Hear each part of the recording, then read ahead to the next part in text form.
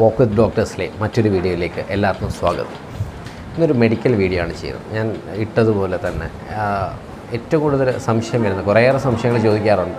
അപ്പോൾ അതിൽ ഏറ്റവും കൂടുതൽ എല്ലാ ദിവസവും കുറച്ച് പേരെങ്കിലും ചോദിക്കുന്ന ഒരു സംശയമാണ്, അല്ലെങ്കിൽ ഏറ്റവും കൂടുതൽ ബുദ്ധിമുട്ട് അനുഭവിക്കുന്ന ഒരു സംശയമാണ് എങ്ങനെ കിടക്കണം, എത്ര നേരം കിടക്കണം, ഇടതുവശം ചരിഞ്ഞ് മാത്രമേ കിടക്കാവൂ, മലന്ന് കിടക്കാവൂ, കമന്ന് കിടക്കാവൂ, കിടന്നു കഴിഞ്ഞിട്ട് നമ്മൾ എഴുന്നേറ്റിരുന്ന ശേഷം, അതായത് ഇടതുവശം ചരിഞ്ഞ് കിടന്ന് എഴുന്നേറ്റിരുന്ന് പിന്നെ വലതുവശം ചരിഞ്ഞ് കിടക്കാവൂ, അങ്ങനെ കുറേയേറെ സംശയങ്ങൾ ഉള്ള ഒരു ടോപ്പിക്കാണ് ഇന്ന് നമ്മൾ ഡിസ്കസ് ചെയ്യുന്നത്. എല്ലാവർക്കും ഉപകാരപ്പെടുമെന്ന് തന്നെ വിശ്വസിക്കുന്നു. നമുക്കപ്പം ടോപ്പിക്കിലോട്ട് പോകാം.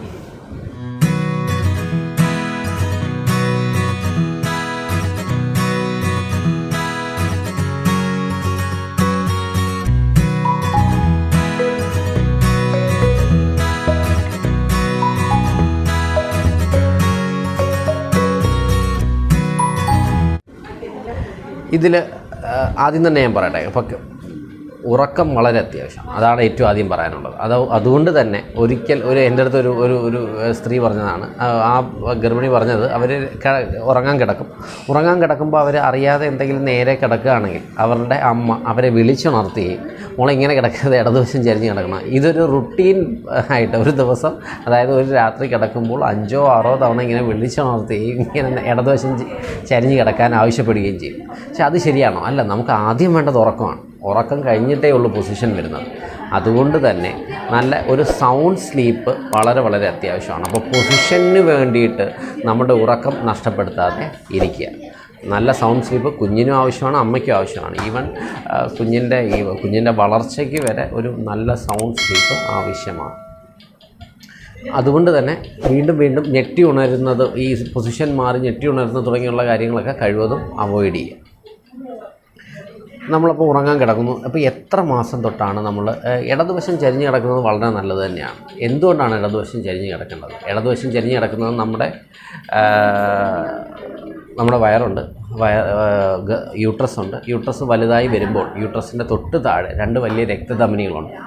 ഇൻഫീരിയർ വീനക്കാവ എന്നും അയോട്ട എന്നും പറയുന്ന വലിയ രക്തധമനി. അതിൽ പ്രത്യേകിച്ച് ഇൻഫീരിയർ വീനക്കാവ നമ്മുടെ നട്ടെല്ലും ഈ ഗർഭപാത്രത്തിൻ്റെയും നടുക്കായിട്ട്, ഗർഭപാത്രം വലുതാവുന്നതനുസരിച്ച് ഈ ഇൻഫീരിയർ വീനക്കാവയെ കംപ്രസ് ചെയ്യുകയും നമ്മുടെ പ്ലാസൻ്റയിൽ നിന്നുള്ള രക്തയോട്ടം തിരിച്ച് പോവാതിരിക്കുകയും കുഞ്ഞിന് വളർച്ചക്കുറവ്, ഈവൻ പെട്ടെന്നുള്ള ഒരു മരണം വരെ വയറ്റിൽ കിടന്ന് സംഭവിക്കാൻ സാധ്യതയുണ്ടെന്ന് പഠനങ്ങൾ തെളിയിച്ചിട്ടുണ്ട്.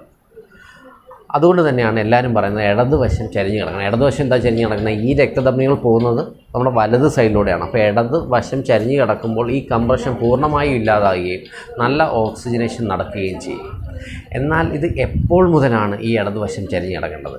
ഇതിനെയാണ് ഈ അയോട്ടോ കേവൽ സിൻഡ്രോം, അല്ലെങ്കിൽ സുപ്പൈൻ ഹൈപ്പോടെൻഷൻ സിൻഡ്രോം, അങ്ങനെ കുറേ വാക്കുകൾ ഇത് പറയുന്നുണ്ട്. എപ്പം മുതലാണ് നമ്മൾ ഇടതുവശം ചരിഞ്ഞ് കിടക്കേണ്ടത്?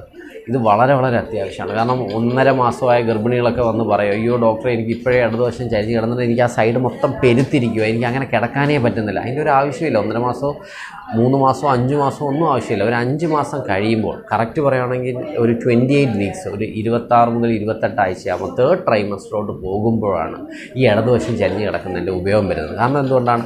ഈ 3rd ട്രൈമസ്റ്ററിലാണല്ലോ നമ്മുടെ ഗർഭപാത്രം കുറച്ചും കൂടെ വളരുന്നതും ഈ കംപ്രഷൻ കുറച്ചും കൂടെ സ്ട്രോങ് ആവുന്നതും ഈ 3ാമത്തെ ട്രൈമസ്റ്റർ, അതായത് ഒരു 28 ആഴ്ച മുതലാണ്. അപ്പോൾ മുതലാണ് ഈ ഇടതുവശം ചരിഞ്ഞ് കിടക്കേണ്ട പ്രാധാന്യമുള്ളത്.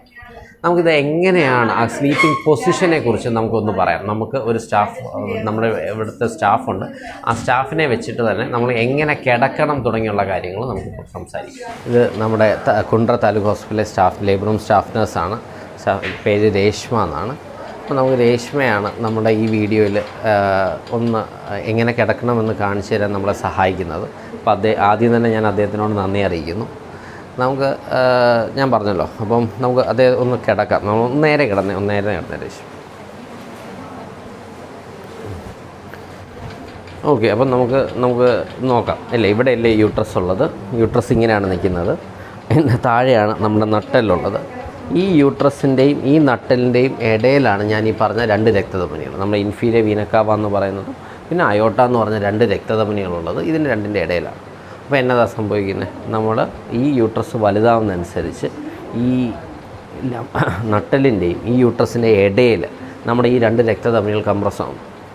ക്ലംബറസ് ആകുമ്പോഴത്തേക്ക് യൂട്രസിൽ നിന്നുള്ള ആ രക്തയോട്ടം കറക്റ്റായിട്ട് ഹാർട്ടിലോട്ട് പോവാതിരിക്കുകയും നമ്മുടെ പ്രഷർ കുറയും, കുഞ്ഞിലോട്ടുള്ള രക്തയോട്ടം വരെ കുറയാനുള്ള സാധ്യത, ഈവൻ സഡൻ കാർഡിയാക് ഡെത്ത് തുടങ്ങിയുള്ള വളർച്ചക്കുറവ് തുടങ്ങിയുള്ള കാര്യങ്ങളുണ്ടാവാം. അതിനൊപ്പം തന്നെ പൈൽസ് ഉണ്ടാവാനുള്ള സാധ്യത കൂടുതലാണ്. കാരണം വീനസ് റിട്ടേൺ, ഇവിടെ നിന്നുള്ള താഴെ നിന്നുള്ള രക്തം ഹാർട്ടിലോട്ട് എത്തിപ്പെടാൻ സാധിക്കാത്തത് മൂലം. അപ്പോൾ എങ്ങനെ നമുക്ക് കിടക്കാം, എപ്പോഴാണെന്ന് ഞാൻ പറഞ്ഞു, നമുക്ക് 26-28 ആഴ്ചയാകുമ്പോഴാണ് ഈ പൊസിഷന് പ്രാധാന്യം. അതുവരെ നിങ്ങൾക്ക് ഇഷ്ടമുള്ള രീതിയിൽ നമുക്ക് കിടക്കാം. 26-28 വീക്സ് ആകുമ്പോൾ നമുക്ക് ഒന്ന് ഇടതുവശം ചരിഞ്ഞ് കിടക്കുക. ഏറ്റവും നല്ല പൊസിഷൻ നമുക്ക് പറയാം, ഇടതുവശം ചരിഞ്ഞ് കിടക്കുക. ഇത് എളുപ്പമല്ല. നമുക്ക് ഇപ്പം മലന്ന് കിടക്കാവോ, മലന്നും കിടക്കാം, കമന്നും കിടക്കാം. കമന്ന് കിടക്കുമ്പം കുറച്ച് കഴിയുമ്പോൾ നമ്മുടെ യൂട്രസും നമ്മുടെ ബ്രസ്റ്റിൻ്റെ എൻലാർജ്മെൻറ്റും കാരണം അത് ബുദ്ധിമുട്ടായി മാറും. അത് അവർ തന്നെ നിർത്തിക്കോളും. അതൊക്കെ ആദ്യത്തെ മാസങ്ങളിൽ നിങ്ങൾക്ക് ഇഷ്ടമുള്ള രീതിയിൽ കിടക്കാം, അതൊന്നും വിഷയമുള്ള കാര്യമല്ല. അപ്പോൾ ഒരു 26-28 ആഴ്ചയാകുമ്പോൾ ഇതേപോലെ ഇടതുവശം ചരിഞ്ഞ് കിടക്കുന്നു. ഈ ഇടതുവശം ചരിഞ്ഞ് കിടക്കുമ്പം കുറച്ച് കഴിയുമ്പോൾ ശരിക്കും പെരുപ്പും കാര്യങ്ങൾ വരും. അപ്പോൾ എന്ത് ചെയ്യാം, നമുക്ക് ഒന്നും ചെയ്യാൻ പറ്റുന്ന പില്ലോ. ഇതിന് വേണ്ടി ആക്ച്വലി ഇതിന് മെറ്റേണൽ പില്ലോസ് ഉണ്ട്, വലിയ പില്ലോസ് ഉണ്ട്, ഫുൾ റൗണ്ട് ചെയ്യുന്ന പില്ലോസ് ഉണ്ട്. ഇല്ല എന്നുണ്ടെങ്കിൽ നിങ്ങളുടെ തന്നെ പില്ലോസ് നമുക്ക് ബാക്കിലൊരു സപ്പോർട്ടായിട്ട് നമുക്കിവിടെ വെച്ച് കൊടുക്കാം. അങ്ങനെ ആകുമ്പോൾ ഇതിലോട്ടൊരു ചെറിയൊരു സപ്പോർട്ട് കിട്ടും. പിന്നെ ഒരു പില്ലോ ഏറ്റവും നല്ലത് കിട്ടുന്നത് നമ്മുടെ കാല് രണ്ടിൻ്റെ ഇടയിൽ വെക്കുമ്പോൾ, കാല് രണ്ടിൻ്റെ ഇടയിൽ ഒരു പില്ലോ വെച്ച്. അപ്പം ഈ ഒരു സപ്പോർട്ട് ഉണ്ടെങ്കിൽ വലിയൊരു ബുദ്ധി നമുക്ക് കുറച്ചും കൂടെ അകത്തോട്ട് കയറ്റി വെക്കാം. ഈ 2 പില്ലോസ് ഉണ്ടെങ്കിൽ കുറച്ചും കൂടെ കംഫർട്ടബിളായിട്ട് ആ വ്യക്തിക്ക് ഇടതുവശം ചരിഞ്ഞ് കിടക്കാൻ പറ്റും. ഇതല്ല എന്നുണ്ടെങ്കിൽ നമുക്ക് മെറ്റേണൽ പില്ലോസ് കിട്ടും. അപ്പോൾ ഇവിടെ ബാക്കിനൊരു സപ്പോർട്ടുണ്ട്, നമ്മുടെ കാലിനും ഒരു സപ്പോർട്ടുണ്ട്. ഈ 2 പില്ലോസ് കിടക്കും. ഈ ഒരു രീതിയാണ് ദ ബെസ്റ്റ്. ഇതിന് വേണ്ടി ഞാൻ പറഞ്ഞ പോലെ നിങ്ങൾക്ക് ഓൺലൈനിൽ മെറ്റേണൽ പില്ലോസ് മേടിക്കണമെങ്കിൽ അത് മേടിക്കാം, അത് വെച്ചും കിടക്കാം. അപ്പോൾ ഇങ്ങനെ തന്നെ കിടക്കാം. ഇങ്ങനെ തന്നെ കിടക്കണമെന്നുണ്ടോ? ഇല്ല. നമുക്ക് കുറച്ച് കഴിയുമ്പോഴത്തേക്ക് നമ്മൾ അറിയാതെ ഉണരുമ്പോൾ നേരെ കിടക്കുന്നെങ്കിൽ ഒരു കുഴപ്പമില്ല, പേടിക്കേണ്ട ആവശ്യമില്ല. പറയും ഡോക്ടറെ ഞാൻ ഉണരുമ്പോഴത്തേക്ക് ഞാൻ നേരെയാണ് കിടക്കുന്നത്, എന്തെങ്കിലും പ്രശ്നം ഉണ്ടാവും? ഇല്ല, കുഴപ്പമില്ല. നമ്മൾ ഉണരുന്നത് എന്തുകൊണ്ടാണ്? അത് ദൈവമായിട്ട് ഉണർത്തുന്നതാണ്. കാരണം കുറച്ച് നേരം നേരെ കിടന്നു കഴിഞ്ഞപ്പോൾ ഒരു ഹൈപ്പോക്സി കാരണം നമ്മൾ നോർമലി നമ്മുടെ ശരീരം തന്നെ നമ്മളെ ഉണർത്തുന്നതാണ് ചരിഞ്ഞ് കിടക്കാൻ വേണ്ടിയിട്ട്. ഇങ്ങനെ ചരിഞ്ഞ് കിടക്കാൻ പറ്റിയില്ലെങ്കിൽ നമുക്ക് കുറച്ച് കഴിയുമ്പോൾ വലതുവശം ചരിഞ്ഞ് കിടക്കാം.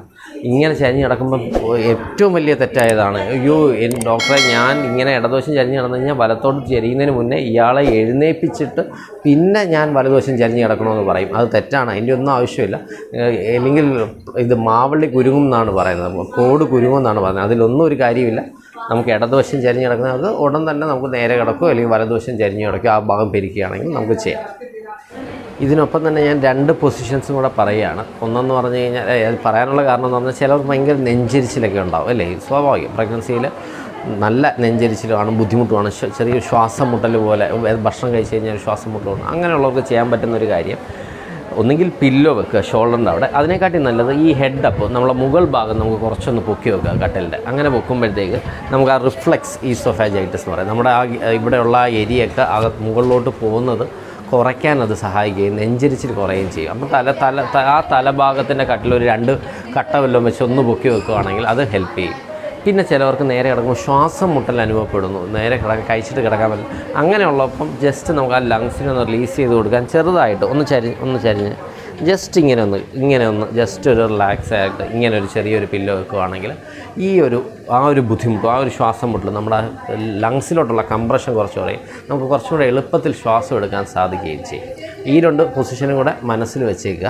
നമുക്കൊന്ന് സമ്മറൈസ് ചെയ്യാം. അപ്പോൾ നമുക്ക് സമ്മറൈസ് ഏറ്റവും പ്രധാനപ്പെട്ട പോയിൻറ്റ്സ്, നമുക്ക് ഇടതുവശം ചരിഞ്ഞ് കിടക്കുന്നതാണോ നല്ലത്? തീർച്ചയായിട്ടും നല്ലത്. അപ്പോൾ ഇടതുവശം ചരിഞ്ഞ് കിടക്കുന്നതിനാണ്. എപ്പം തൊട്ട് അത് സ്റ്റാർട്ട് ചെയ്യണം? ഒരു 27-28 വീക്സ്, ഒരു 7-ാം മാസമൊക്കെ ആകുമ്പോൾ തുടങ്ങിയാൽ മതി. അതുവരെ അതിന് വലിയൊരു പ്രാധാന്യമില്ല. പിന്നെ ഇടതുവശം ചരിഞ്ഞ് കഴിഞ്ഞാൽ വലതുവശത്തോട് ചരിയുമ്പോഴത്തേക്ക് നേരെ എഴുന്നേറ്റിരുന്ന് ചരിയണോ? വേണ്ട. ഇടതുവശത്ത് നിന്ന് നമുക്ക് പെട്ടെന്ന് തന്നെ നമുക്ക് വലതുവശത്തോട് ചരിയാം, അതിൽ കുഴപ്പമൊന്നുമില്ല. ഇടതുവശം തന്നെ എപ്പോഴും കിടക്കണോ? അങ്ങനെ കിടക്കാൻ ആർക്കും പറ്റത്തില്ല. അവർക്ക് വലതുവശം കിടക്കാം, നേരെയും കിടക്കാം. പക്ഷേ ബെറ്റർ എപ്പോഴും ലെഫ്റ്റ് സൈഡിൽ ചരിഞ്ഞ് കിടക്കുന്നതാണ്. അല്ലാതെ അങ്ങനെ തന്നെ കിടക്കണമെന്നൊന്നും നിയമങ്ങളില്ല. പിന്നെ ഞാൻ പറഞ്ഞു ഗ്യാസ്ട്രൈറ്റിസ് കുറയ്ക്കാനുള്ള കിടക്കുന്നതിൽ ചെറിയ വ്യത്യാസം. അതിനെക്കാട്ടി ഏറ്റവും പറഞ്ഞ് നമ്മൾ മെറ്റേണൽ പില്ലോസ് അത് നിങ്ങളൊന്ന് ട്രൈ ചെയ്ത് നോക്കുക. അത് എനിക്ക് തോന്നുന്നു നല്ല കംഫർട്ടബിൾ ആയിരിക്കും എന്ന് തോന്നുന്നു. അത് നിങ്ങളൊന്ന് ട്രൈ ചെയ്ത് നോക്കുക. അപ്പോൾ ഈ വീഡിയോ നിങ്ങൾക്ക് ഉപകാരപ്രദമായെന്ന് വിചാരിക്കുന്നു. നന്ദി, നമസ്കാരം.